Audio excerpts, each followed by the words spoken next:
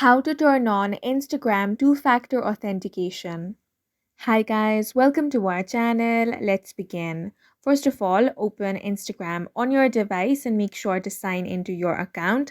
Now tap on the profile icon at the bottom right corner of your screen.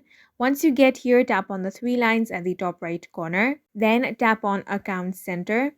Once you're here, tap on Password and Security. You will find the two-factor authentication option. Tap on that. Now select your Instagram account. As you can see, the two-factor authentication has been turned on. For now, you're going to get login codes in SMS or WhatsApp. You can also add in additional methods if you want. This includes the backup codes. You can also add a backup method, which is the authentication app. Now, the instruction is given over here. For this, you will have to download an authentication app. The recommended app is Duo Mobile or Google Authenticator. Then scan this barcode, QR code, or copy the key. Then copy and enter the 6-digit code.